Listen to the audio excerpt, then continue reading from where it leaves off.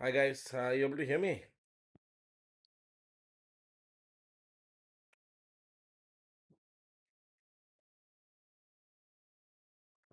It's been quite some time that I've actually run a live stream, so I'm just trying to work out a few things. You able to hear me?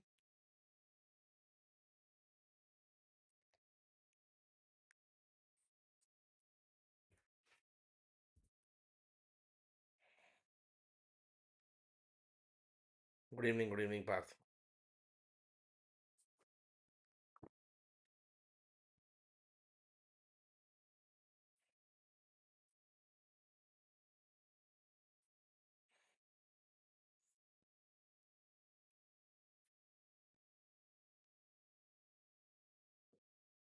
Hi guys, are you able to hear me?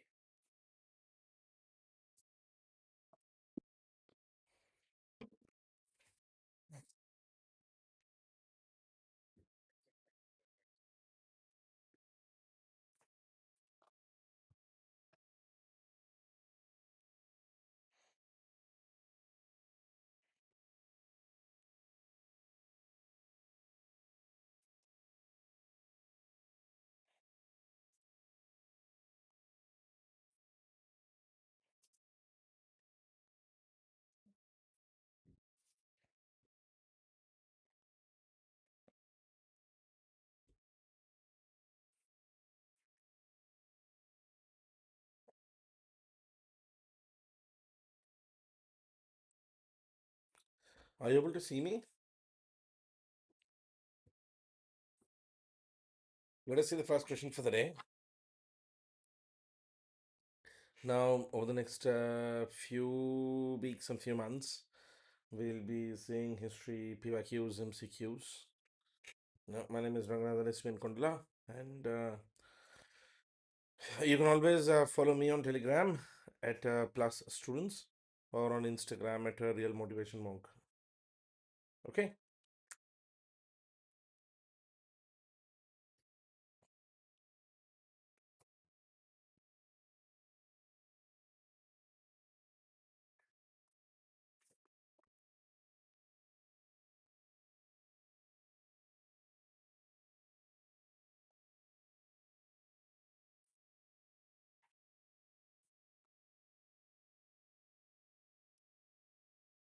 You can always follow me on Telegram at Plus Students or on Instagram at Real Monk. So the first question for the day: who obtained the site of Madras and from whom? Captain Hawkins from Nawab of Carnatic, Sir Thomas Roe from the Nizam of Hyderabad, Sir Charles Eyre from the Raja Valikondapuram, and Francis Day from the Raja of Chandragiri. Who got the city of Madras?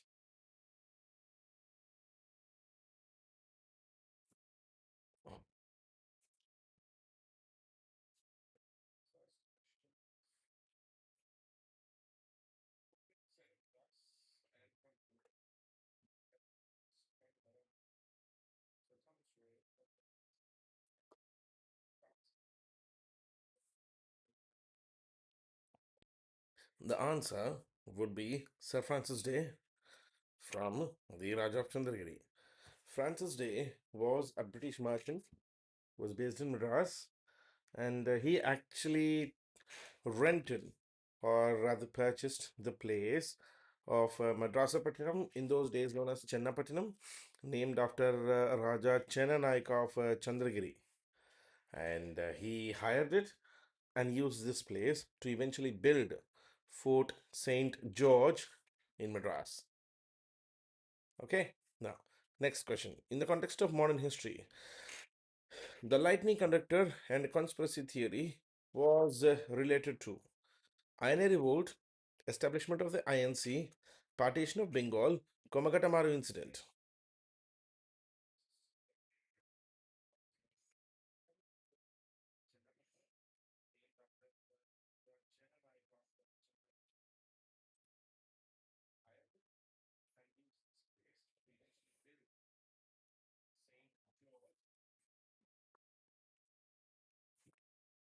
Now, lightning conductor and the conspiracy theory was actually related to the establishment of the Indian National Congress.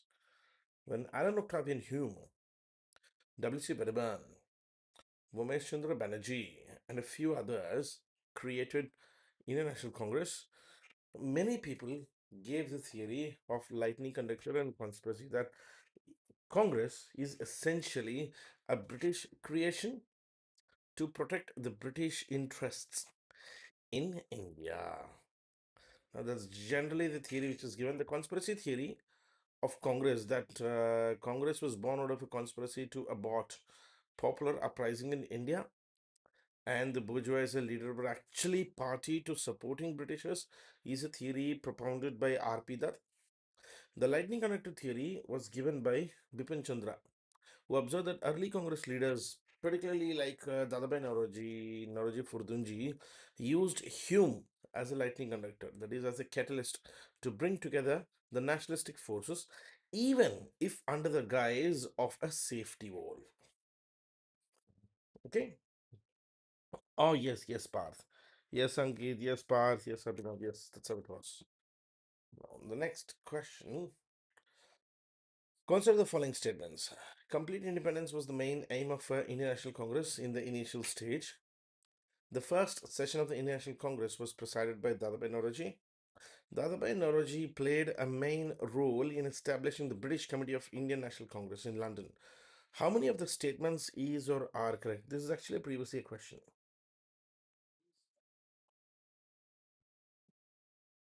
It's actually a previously a question. Please come down with the clarity.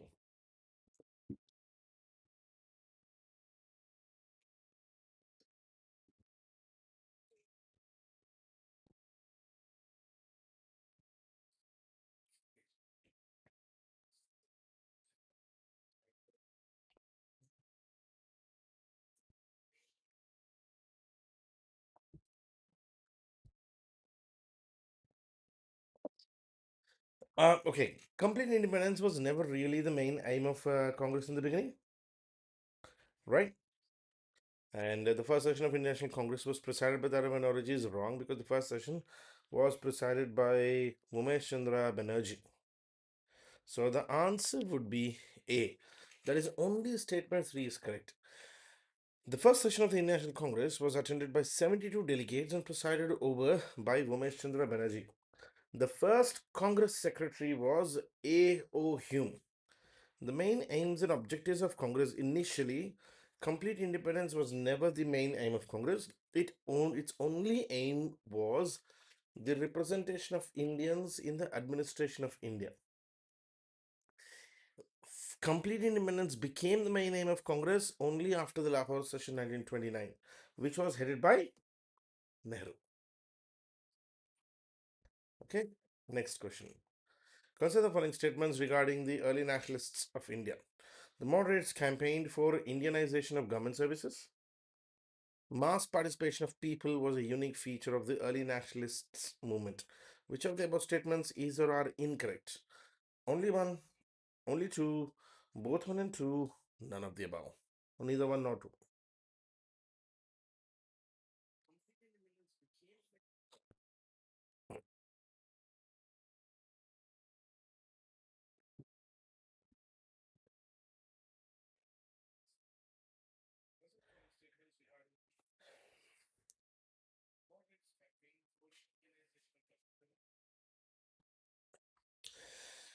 The answer for this question will be B.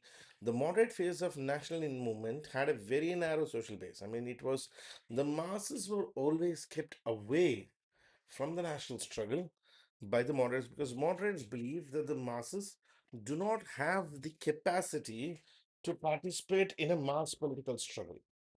This was because the nationalists actually lacked faith in the political activism of the masses. Now, naturally, the moderates campaigned for Indianization of government services on economic, political, and moral grounds. Okay, perfect, Varsha, perfect path. Good one, good Ankit. Okay, next question. So the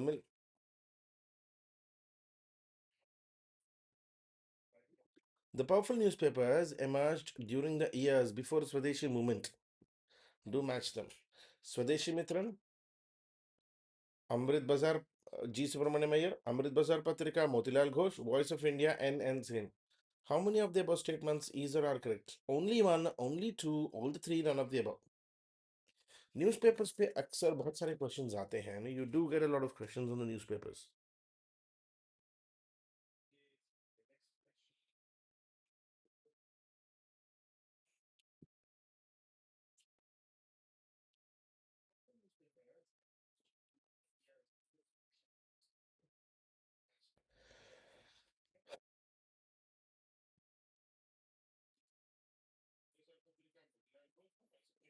See, Amrit Bazar Patrika was a newspaper headed by Sisir Kumar Ghosh. So naturally, Sisir Da was very important in Amrit Bazar Patrika. So Motilal Ghosh is out. The answer is B. Swadeshi Mitran was under the editorship of Subramaniam Iyer. Kesari Maharatha were under the editorship of Balgangadhar Tilak. Bengali was under Surendranath Banerjee. And as I said, Amrit Bazar Patrika was under Sisir Kumar Ghosh and Motilal Ghosh. Now, you must understand, please remember this, that Amrit Bazar Patrika was also one of those newspapers which overnight converted to English after the introduction of the Vernacular Press Act 1878. Indian Mirror was under NN Sen. The Voice of India was a newspaper of Dadabhai Naoroji. In fact, to be honest, guys, in the international struggle, there was hardly any nationalistic leaders who really did not have a newspaper and was involved in the national struggle. Okay, next question. Consider the following statements regarding Minto Modi reforms.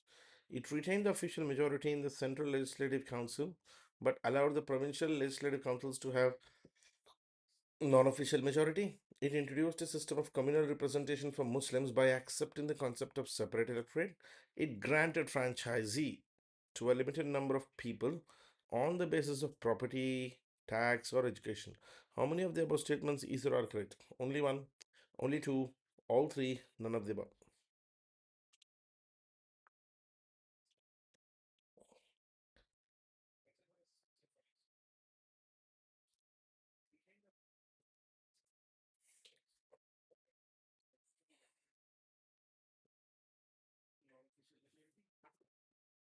Metabolic reforms. A very important question.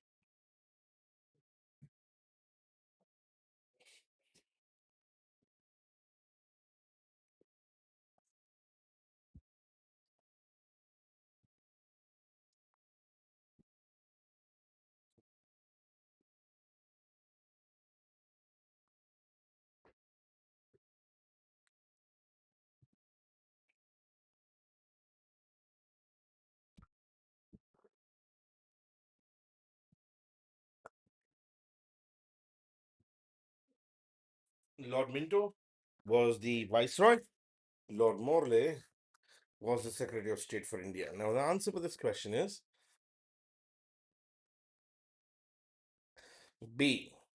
The features of Government of India Act 1909. It retained official majority of the Central Legislative Council, but yes, it did allow for non-official majority of the provinces. It also introduced a system of communal representation. That's why Lord Minto is called the father of separate electorate or communal electorate, where Muslim members were to be elected only by Muslim voters in Muslim majority provinces. Government of India 1919 granted franchisee to a limited number of people on the basis of property, tax, and education. So it is not 1909, but it is rather 1919.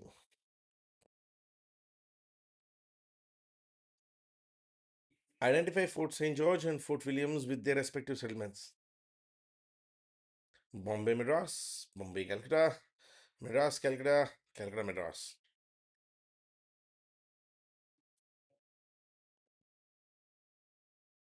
Yes, Rabia.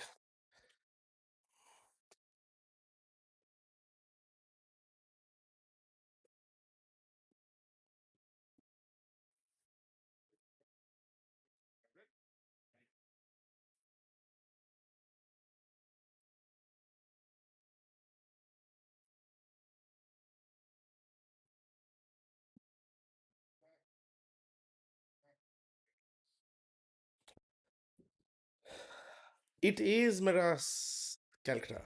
Fort St. George, Sir Francis Day, Madras, 1639. And Fort Williams, Sir Job Charnock, 1690, Calcutta, when he purchased the three villages of Kalikata, Sutanuti, and Gobindapur. Right. Next question. Which of the following places on the west coast did the English have their factories? Ahmedabad, Salsette, Baroda, Broj, Basain. Select the answers from the codes given below. 1, 2, 3, 1, 2, 4, 1, 3, 4, 2, 3, 4, or 2, 3, 5.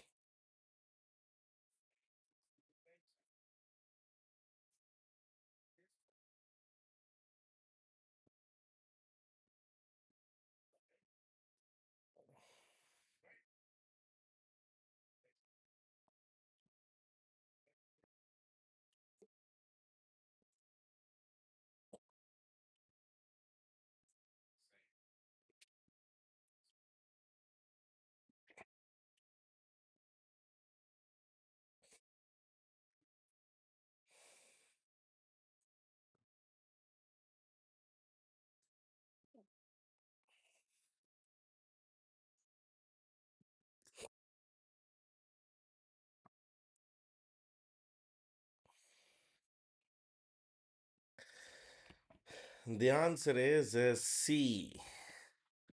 Now, what is C? 1, 3, and 4. Ahmedabad, Baroda, and Broj. Salsette and Basain were never really English factories. I mean, they really have always been Portuguese settlements. Okay, consider following statements about the activities of the British on the west coast are true. Till 1687, all English factories on the west coast were under the control of the President and Council of the Factory at Surat. In 1670, the company purchased Bombay from Charles II for a nominal amount of £100 only. In 1687, Bombay replaced Surat as the headquarters of the company on the west coast. In 1688, the English under Sir John Child captured many Mughal ships off the west coast and disrupted the traffic of Hajj pilgrims. Choose the correct answers from the codes given below. 1, 2, 3, 1, 3, 4, 2, 3, 4, 1, 2, 4.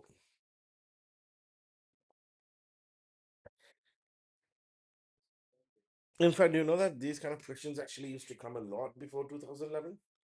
And these are more or less like the factual type of questions. Answering these would have always been a challenge to the aspirant, but those who answered these definitely have an advantage.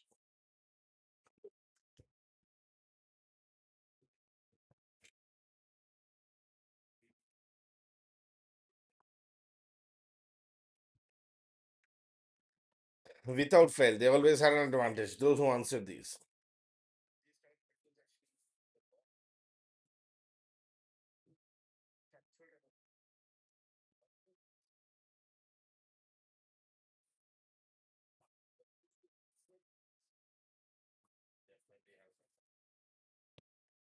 The answer for these questions is B. Now, what is B?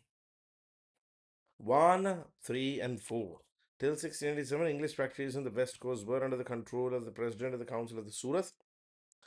Yes, in 1687, Bombay replaced Surat as the headquarters of the company on the west coast.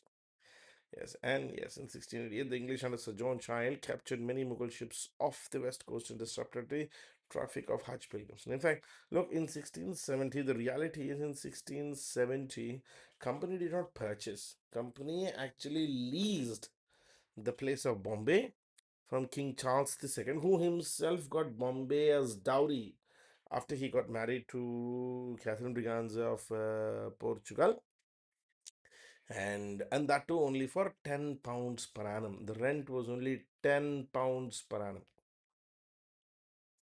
Okay, next question.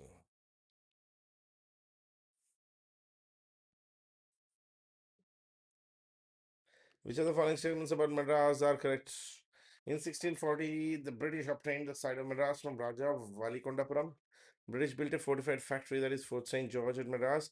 In 1658, all the English settlements of the Coromandel coast and the east coast were placed under the control of Sir Fort St. George in 1801. Lord Wellesley created Madras Presidency as it existed till independence in 1947. Choose the correct answers from the codes given below. 1, 2, 4, 1, 3, 4, 1, 2, 3, 2, 3, 4.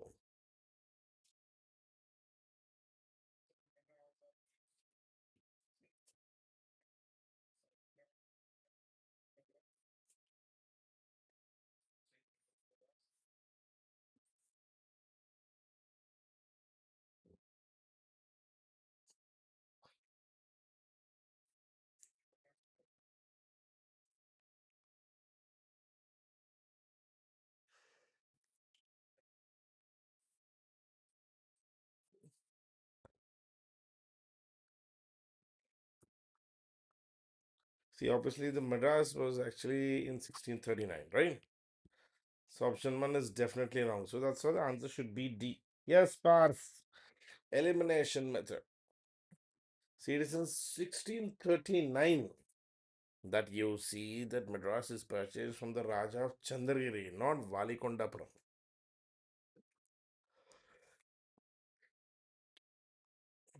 Next question. Which of the following places in Odisha did the British establish factories? Cuttack, Hariharpur, Patna, Dhaka. Select the correct answers from the codes given below. 1 and 2, 3 and 4, 2 and 4, 1 and 4.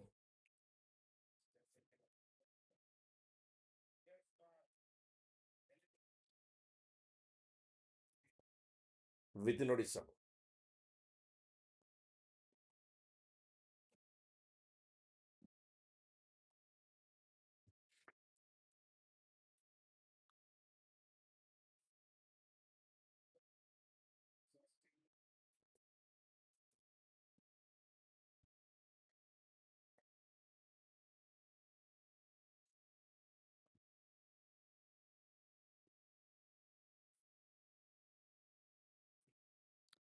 The answer would be C, which is Hariharpur and Dhaka.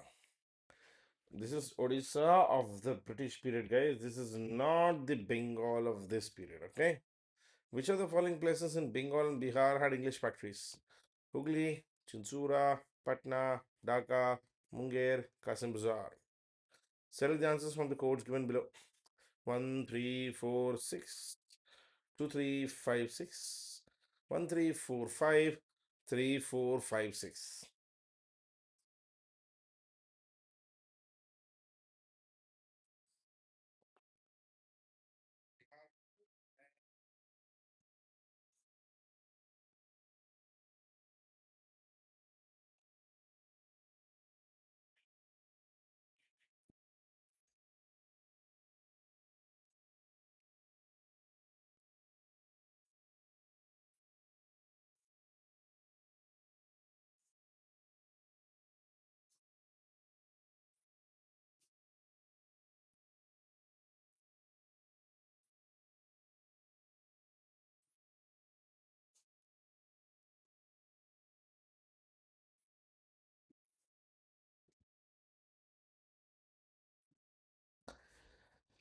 The answer for this question is A, which is 1, 3, 4, and 6. Hooghly, Patna, Dhaka, Kasim Bazar. In these four places, British had well established and strong settlements. Now, look, Munger will actually come into picture when you read about the Dutch settlements in India, because if when you read the Battle of Plassey and Battle of Buxar of the Bengalis, it's the story where Mir Qasim, the Nawab of Bengal in 1763, attempted to establish a separate military on European lines in Munger. And that's how in the class also I keep telling students, I keep telling all of you that look, Munger, that's the reason why Munger tends to have too many weaponry based factories, what we call the Desi Kattas. Okay. Now the next question. is which of the following statements about the British in Bengal are incorrect? The British purchased three villages of Sultanati, Calicut, and Govindpur in 1698 from the governor of Bengal. They fortified their factory in Sultanati in 1699. Obviously, with the permission of the Mughal governor of Bengal, the fortified factory at Sultanati was called Fort Williams in 1700. All the English settlements in Bengal were placed under separate control of a president and the council of the Fort Williams in 1700. Which correct the answers from the choose the answers from the codes given below. 1 3, 1 2, 2 3, 3 4.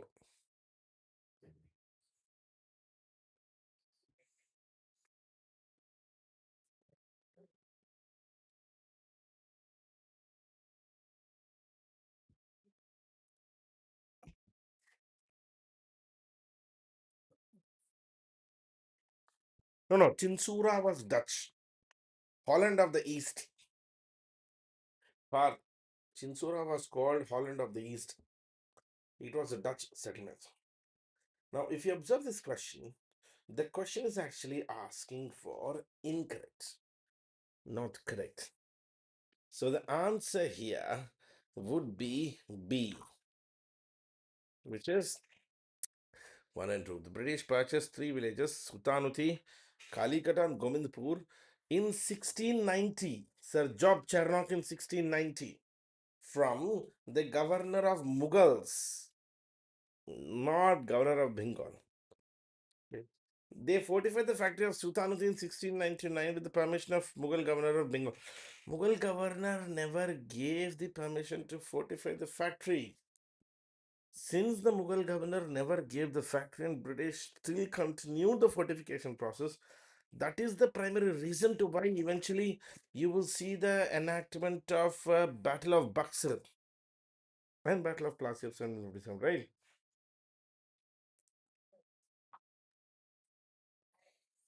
Next question.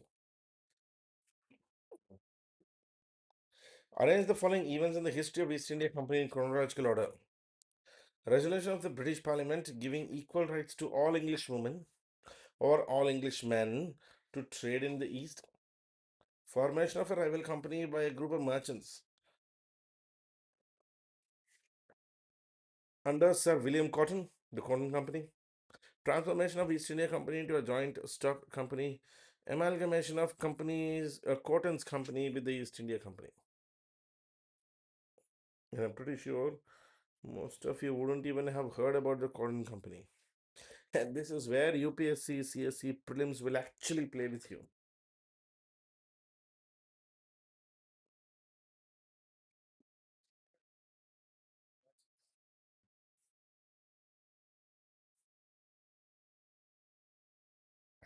इसी में तो UPSC आपसे खेल लेता है. UPSC knows exactly how to grill you because they know what you're not reading, not just what you're reading. The answer for this question is D. 2, 4, 3, and 1.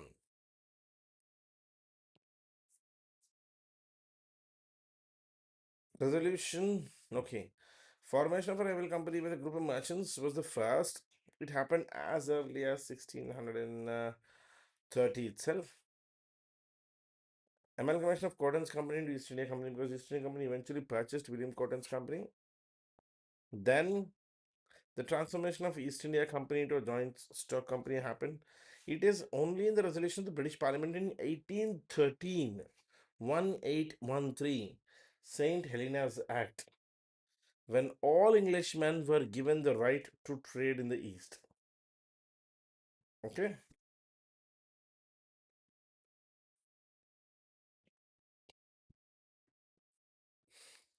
The answer was D. The next question is, which of the following statements is or are true? The new rival company known as English Company of the Merchants trading to East Indies was formed in 1698.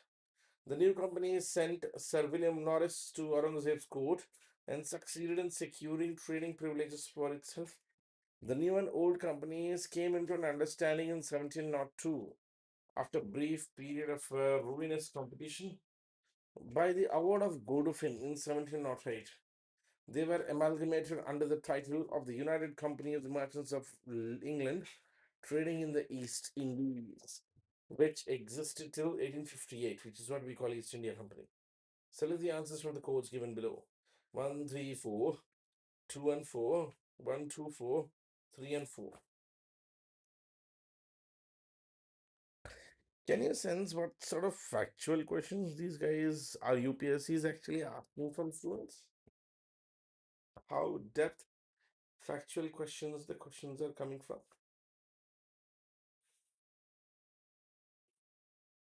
And I'm pretty sure most of you here who are attending this session would have even heard about Coton's company for the first time today in this class, correct? है कि नहीं?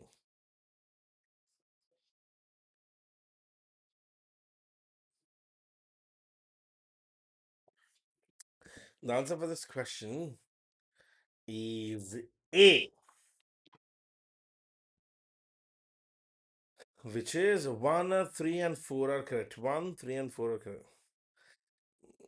Okay, William Norris's company, Torrance Court, never really succeeded gaining any privileges because anybody from Britain really gains business privileges or economic privileges is under the Mughal king Farrukh Siyar in approximately 1730. Okay.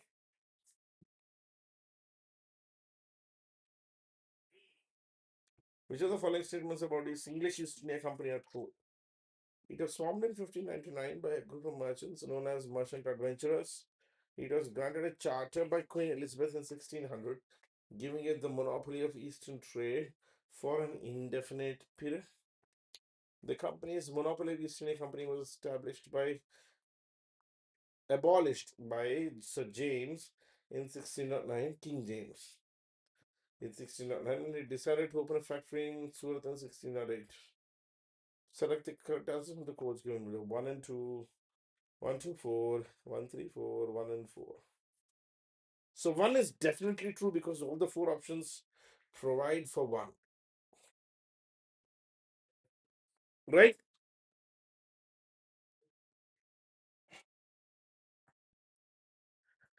Uh, Varsha John, how do we prepare for such type of questions is through practice. Okay, let's put it this way. By the time of your prelims in May 2026, you should have completed at least a bare minimum of 10,000 questions. Just give me 1 second, I'm just coming.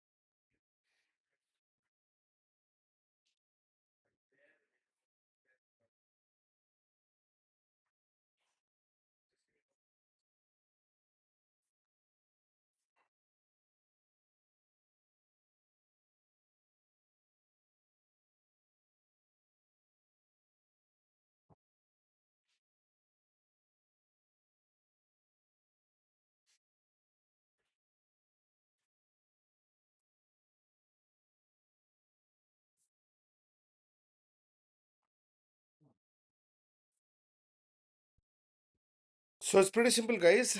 The answer for this question is A. Now, what does A mean?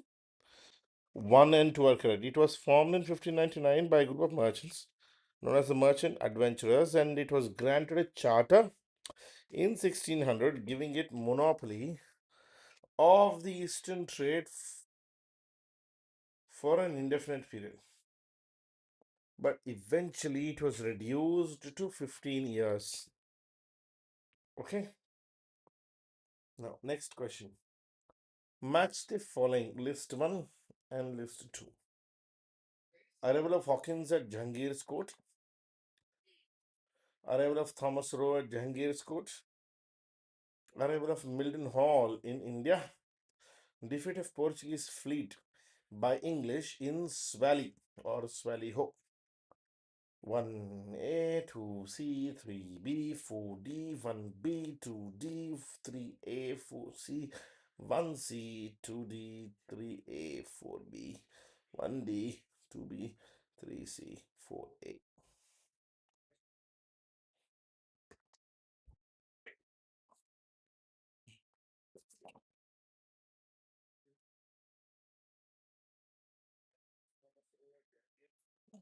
Varsha, ideally, I will get you, okay, not ideally, but every year I do this. I'll get you covered all the PYQs, not just of history, but of all the subjects from 1978 till 2024. My motto is pretty simple. If you practice 10,000 questions, the chances of you being able to answer at least 100 questions of these 10,000 perfectly right is extremely high.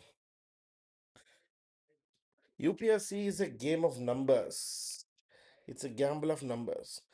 The higher you practice, the better you perform. What do you say? The answer for this question is defeat of Portuguese fleet by English at Swallyho was actually in 1612, the Battle of Swallyho. So, three must have, okay, sorry, four must have definitely been C. That's why the answer is B. Battle of Swallyho. Okay, so if 4 is B, then obviously 3 arrival of John Mildenhall in India is in 1599. Then obviously the arrival of Thomas Roe at Jahangir's court is in 1615. Thomas Roe came late. And before Thomas Roe came William Hawkins. Hawkins came to Jahangir's court in 1609. Hawkins came first. उससे पहले Mildenhall tried to beat Akbar. He failed. Then Hawkins came. He failed. Then Thomas Roe came. He succeeded. In fact, along with Thomas Roe, there was one more guy called Thomas Best. Always remember this.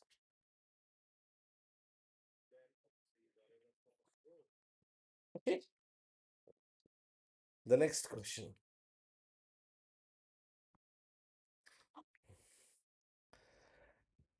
Which codes gives the correct matching of the following lists? 1611, Jahangir's Farman permitting the English to set up factory at Surat. 1613, establishment of English factory at Machlipatam. 1619, establishment of East English factory at Armagaon near Pulicat. 1626, departure of Sir Thomas Road to England. 1C, 2A, 3D, 4B, 1A, 2D, 3C, 4B, 1D, 2B, 3A, 4C, 1B, 2A, 3D, 4C. Look, English established their first factory in India at Machlipatam. Now, this happened much before Surat.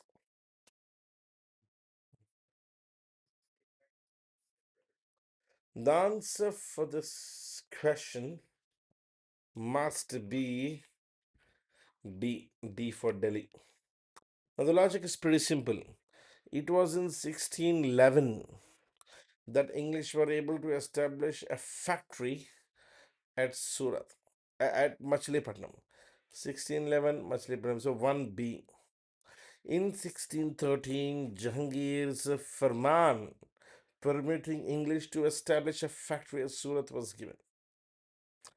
In 1619, Sir Thomas Roe departed for England. And it was in 1626 that English established their factory in Pulicat. Now remember, Pulicat was the main hub, main power activity center or political center of the Dutch in India. English trying to establish themselves in Pulicat basically meant the beginning of the Anglo-Dutch rivalry in India. Okay, now next question. Match the following list 1 and list 2. Dutch factories: Karaikal, Bimlipatnam, Chinsura, Masulipatnam, and Surat. 1605, 1616, 1641, 1645, 1633. 1D, 2C, 3E, 4A, 5B.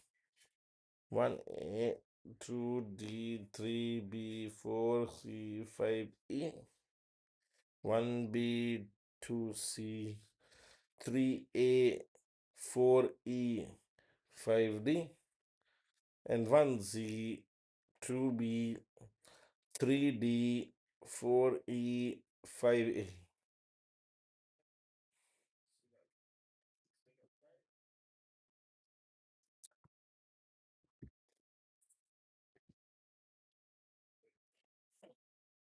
This is actually about Dutch factories.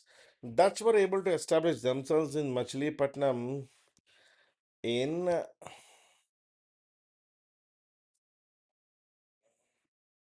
Machilipatnam in 1605. Machilipatnam 4 must be A. So the answer for this question will be A. Now 4 must be A. If 4 must be A, then 5 will be B. In 1616, British were able to establish themselves in Surat. And in Chinsura, they were able to establish themselves in 1653. And Bimli Patnam, they established themselves in 1641. Bimli Patnam is in Andhra. Okay, next question.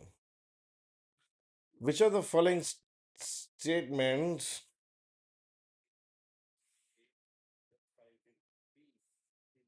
which of the following places did the Dutch set up factories in 1658? Qasim Bazar, Baranagore, Hooghly, Patna, Cochin, and Balasore. Choose the answers from the codes given below. 1, 2, 3, 4, 2, 4, 5, 6, 2, 3, 5, 6, all of the above.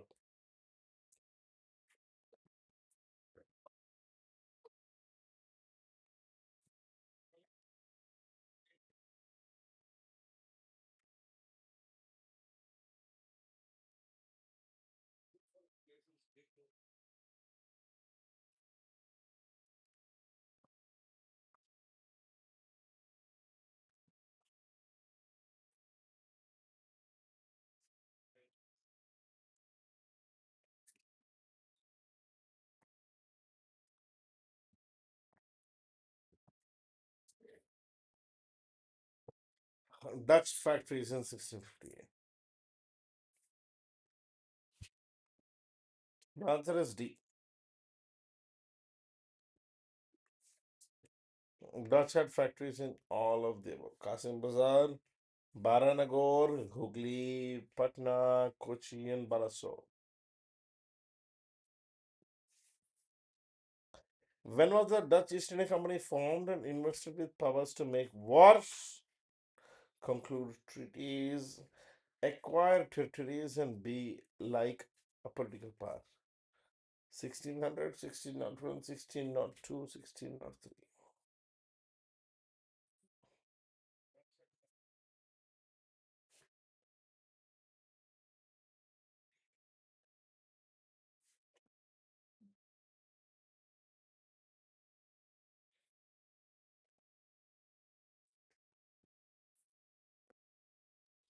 Dutch East India Company, also called Verenigde Oost-Indische Compagnie, was established in 1602. This has been mentioned directly in your NCRT, also in all your prescribed books, along with Vajiram's Yellow Book.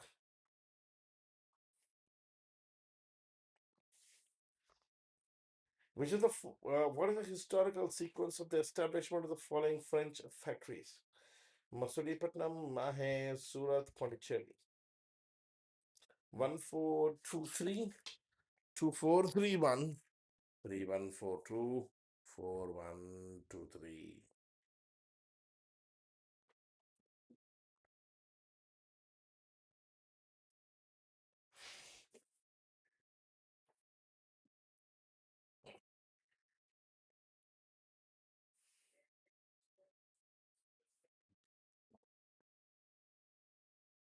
The answer for this question will be C, which is Surat. They established the first factory. After that, they went for Machilipatnam, which became a fortified settlement. Then after that, it was Pondicherry. Then Mahe. Okay. So arrange the following statements. Settlements of the French in the correct chronological order. Yanam, Chandranagar, Karaikal, Santhom.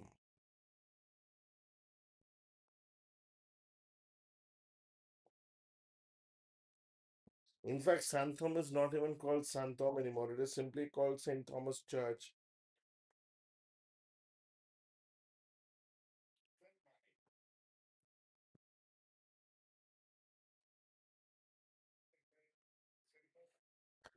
Answer must be B. Battle of Santhom, 1714, which Nawab Anwaruddin was defeated in the Battle of Karnataka.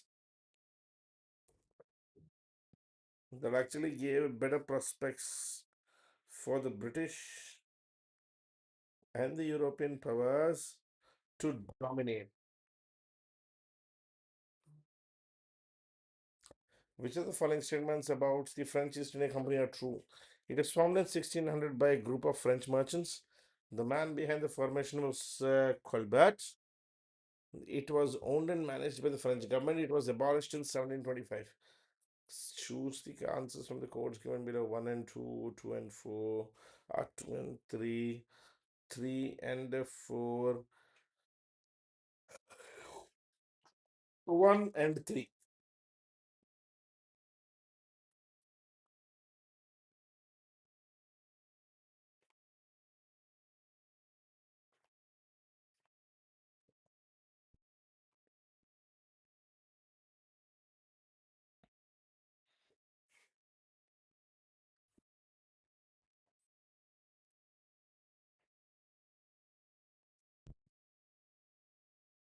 Okay, the answer for this question is answer is B.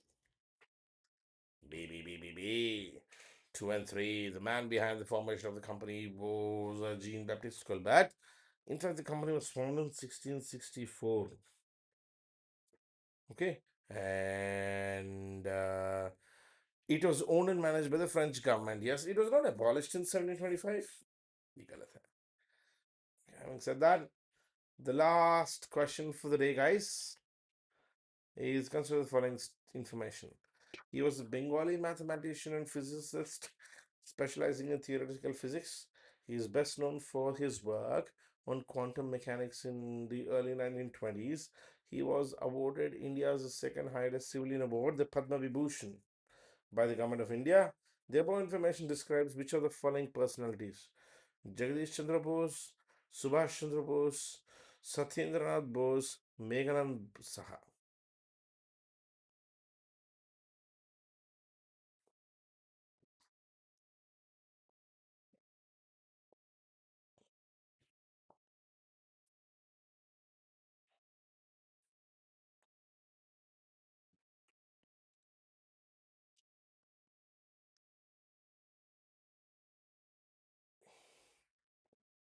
The minute the question talks about mathematics and physician, what must come to your mind is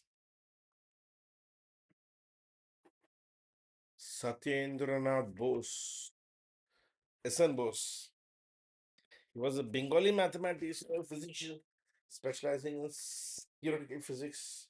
He is best known for his work on quantum mechanics back as early as the 1920s in developing the foundation of the Bose-Einstein statistics, which eventually formed the base of the Higgs boson particle.